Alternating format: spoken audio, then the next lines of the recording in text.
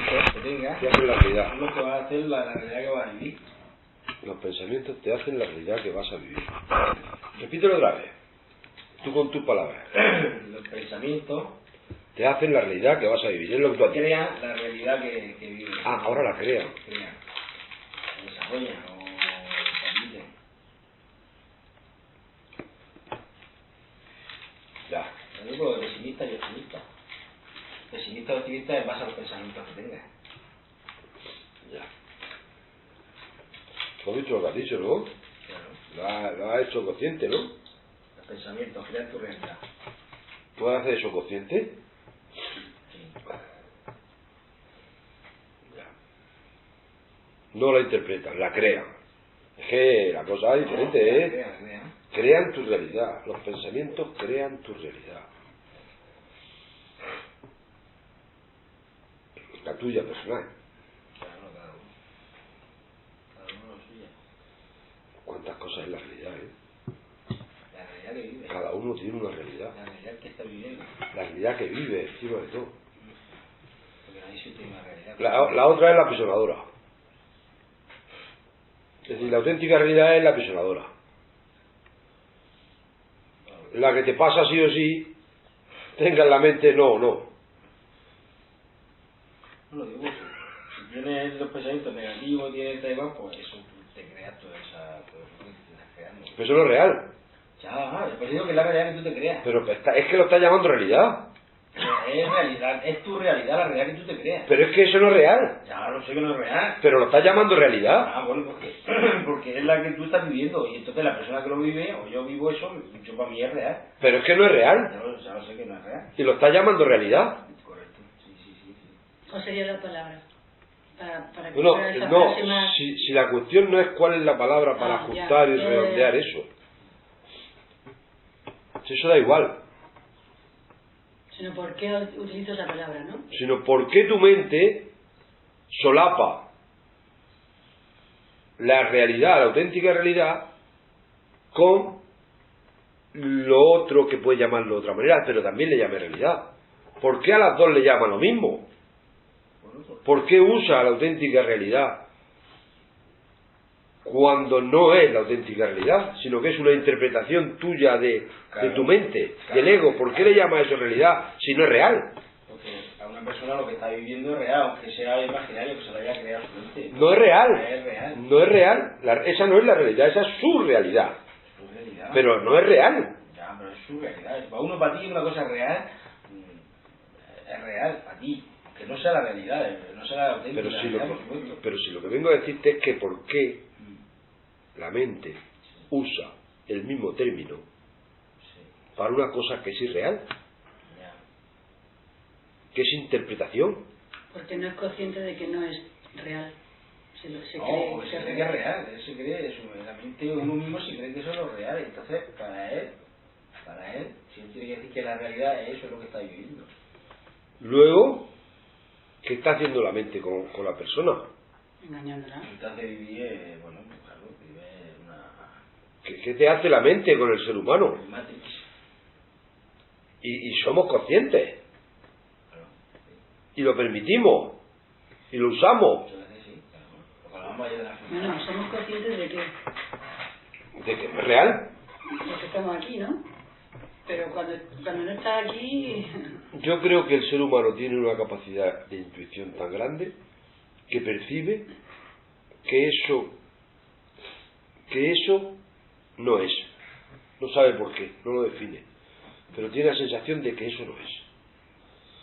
Sí, pero hasta que llega eso... Eso lo tiene desde el primer momento. Él sabe que la mente le está diciendo lo que vive, lo que está interpretando es la realidad. La realidad se interpreta. El pensamiento crea la realidad, que es lo que estábamos diciendo. El pensamiento crea tu realidad. Primero ha dicho crea la realidad. Después ha dicho crea tu realidad. ¿Vale? Entonces le está dando el concepto realidad, pero que no es importante en sí el concepto, sino lo igualitario, el emparejar la realidad de la auténtica naturaleza con tu pensamiento, con tu interpretación. Claro, Es decir, es lo mismo que decir, si ves la televisión, tú estás viendo, o si ves la realidad virtual o la televisión, tú estás sintiendo la realidad. Sí. Tú estás viendo la realidad y viviendo la realidad. Sí. Lo estás viviendo realmente porque lo estás viendo en la tele. El inconsciente lo vive así. Por eso te pone a llorar, por eso te da miedo, por eso, porque lo vive. O sea, tu inconsciente vive eso como real. No distingue si una película o que está pasando de verdad. Lo que pasa es que la interpretación del inconsciente, y no el inconsciente, sino la interpretación de eso, esa autorrealidad, eso que entre comillas realidad, eso te genera unas cargas químicas y te genera unos estados emocionales para que se empareje, para que se iguale. Como la realidad lo que tiene es un mundo emocional, la realidad te hace vibrar, te hace sentir, tiene estímulos químicos con las vivencias suaves, normales de la auténtica realidad. ¿Sabes? Entonces el pensamiento, para igualar más aún y para hacerte creer que la realidad que tú estás viendo con la gafa Google es la auténtica, lo que hace es generarte también estados químicos. Claro, esa es la historia. Y ahí está. Entonces te hace que esa realidad, que no es realidad sino que es una interpretación, por sí sola como interpretación no valdría. Necesita a su vez lo que tiene la auténtica realidad, que es la emoción. ¿Y qué es lo que hace? Pues lo que hace es hacer uso del recuerdo y la memoria para inducirte estados químicos, ¿sabes?, suficientemente potentes para que iguale, para que aún enriquezcan más esa realidad virtual o interpretada. No sé si me explico. Claro, sí. Y ahí esa es la adicción. Esa es la adicción, que siempre vive a destiempo. Y eso tus células lo saben. Vivimos a destiempo. La persona que vive en esa realidad, mi realidad, con mi mundo emocional, está viviendo a destiempo. No está sincronizado con la auténtica realidad. Y eso es lo que la célula sufre. Eso es lo que la intuición sabe que no es correcto, que no está en equilibrio, en armonía, en todo eso que se busca de armonía y equilibrio. Esa descompensación entre mí, yo, mi realidad, mi pensamiento, yo, entre ese órgano psíquico, mente, y lo que está sucediendo, que no es interpretable. Es interpretable en un 10%, un 8%, porque dicen que la mente tiene un 9% de capacidad nada más. De la capacidad del cerebro solo utiliza el 9%, o un 8, un 7, depende del individuo, ¿no? Entonces tú estás viviendo la realidad, pues en cuanto te venga la gafa esa de realidad virtual, de realidad, ¿cómo de realidad? Se le llama de alguna manera, no sé. Pero no hace falta que tenga las gafas, si simplemente que estés pensando... Si es que lo tendremos más claro. O que estés viendo una película ya lo estás viviendo. Pero que lo tendremos más claro. Sí, eso sí. Porque si las gafas te graban 30 segundos y te lo reproducen. Y te los ves tú en la lente, ¿eh? Entonces te graban 30 segundos y te reproducen. 30 segundos atrás. Pues y aquí lo que pasa es que tú estás viviendo fracciones de tiempo atrás. El tiempo que tarda tu mente, el órgano de la mente, en archivar, en visualizar lo que está pasando. ¿Qué es lo que pasa cuando la mente la lleva al silencio? Y descansa la mente en el silencio. Que cada vez el lapsus se va acercando más. Ese espacio que hay de tiempo entre que tu mente, tu percepción sensorial recibe y tu mente traduce, interpreta y motiva, ¿sabes? Toda esa secuencia se reduce porque ya no tiene que interpretar, ya no tiene que motivar, ya no tiene que interpretar. ¿Qué es lo que pasa? Que lo que es sucede en el instante y dejas que la reacción química sea la auténtica, la que no tiene condicionantes de memoria, ni de recuerdo, ni de profecía. Te vive el instante. ¡Pum! Es como cuando te pega un martillazo. La mente no ha tenido tiempo de interpretar.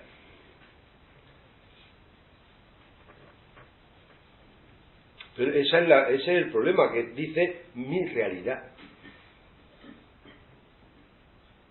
Te usan el mismo término para ambos. Te igualan algo que no es igualitario. ¿Por qué? Para no generarte una fisura de entendimiento, una fisura de una opción. Porque una fisura es una opción. Una fisura de pensamiento es una opción y una interrogante. Y cuando hay una interrogante, la mente es muy ávida de interrogantes. Porque las interrogantes son las que la mantienen ocupada. Entonces, si encuentra una fisura, ahí se mete. Por eso ella misma se va continuamente se va reajustando para que no haya fisura en su mundo, en su máquina, en su capacidad.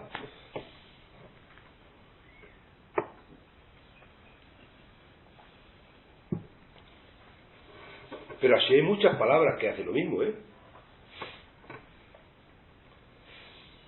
no solo con la palabra realidad.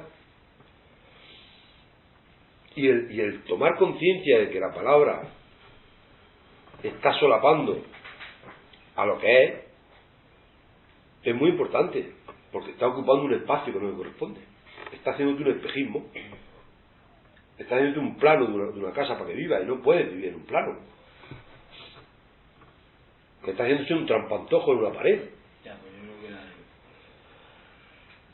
eso aquí sabemos que sí, pero para la inmensa mayoría de la gente Lo intuye. vive, Pero eso es la angustia. vive con esa proyección de la casa. Pero es que esa es la angustia. Claro, y eso es lo que produce la enfermedad, y produce la angustia, y produce todo el malestar. Claro. Si tú dejas que suceda,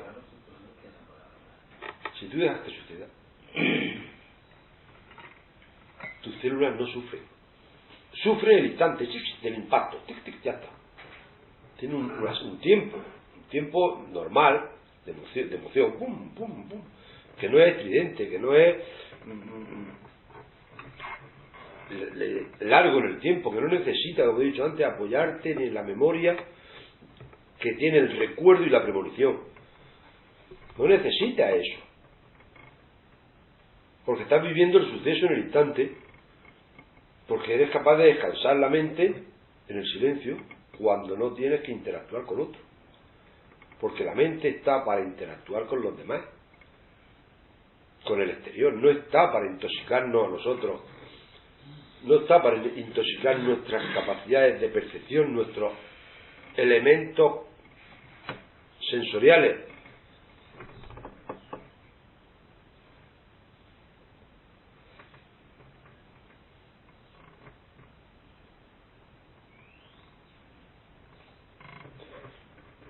Hace lo que está acostumbrado, lo que no le han enseñado. No nos han enseñado de pequeños ni en ningún momento a que hay que silenciarla, a que se puede estar con la mente en silencio.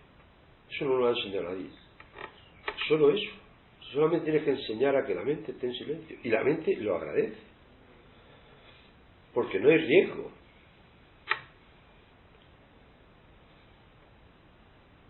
Pero como es un hábito que no se tiene,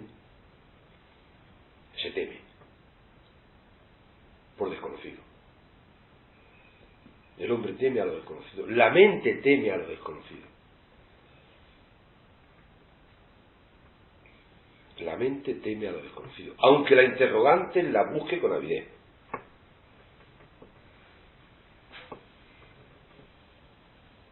Pero le teme. Porque le plantea una duda sobre su razón de ser, sobre la existencia del órgano mente. Si mi capacidad y mi razón de ser es comprender, entender, interpretar, ¿cómo que no entiendo, comprendo e interpreto esto?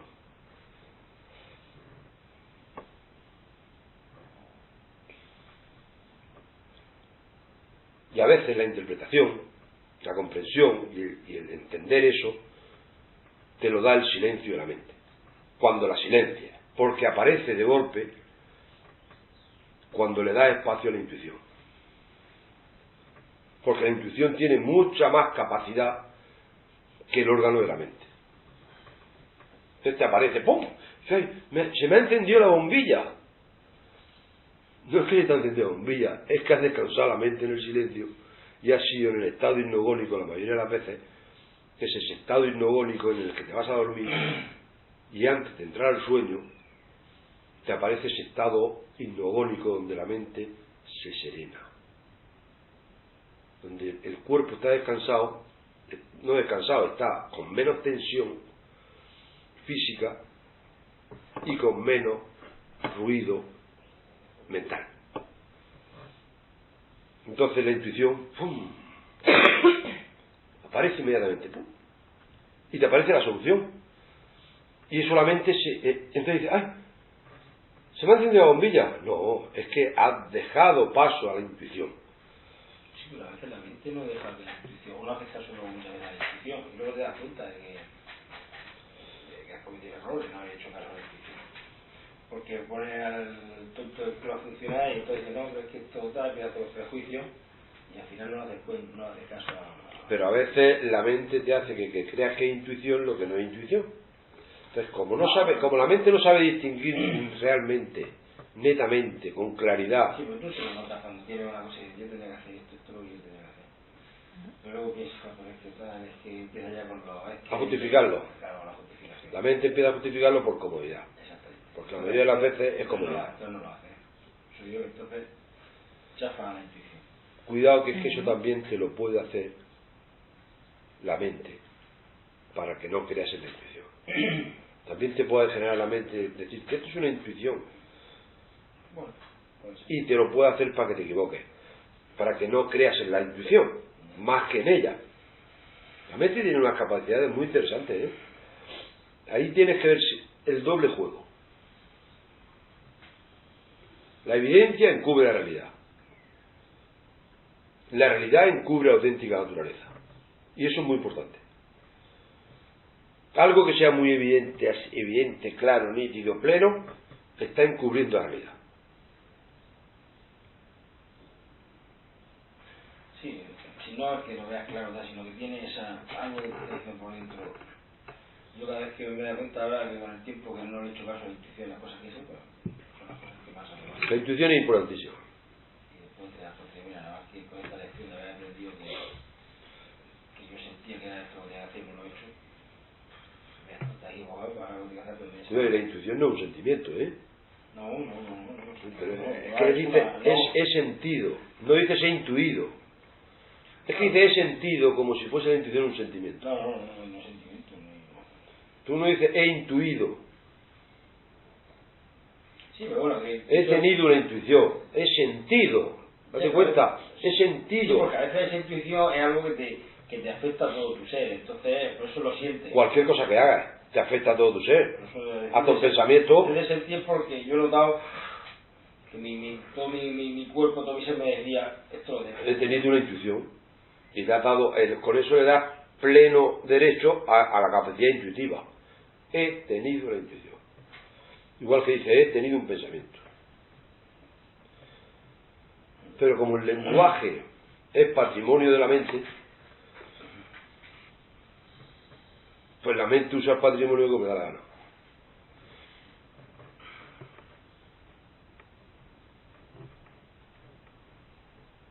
Entonces es interesante estar receptivo a eso, a cómo la mente modula.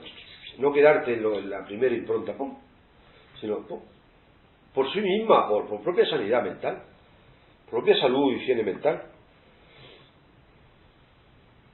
Porque para estar en inercia ya estamos. Más inercia le deje a la mente, más terreno ocupa. Más consciente a cómo funciona, más te libera para que los demás sentidos te den información.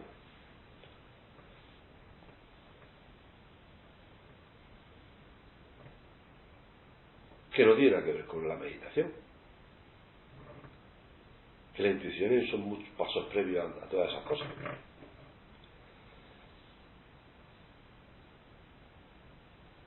Los juegos de salón, ya sabes. La mente, como método. Indudablemente, sí hay que trabajar la mente un tiempo.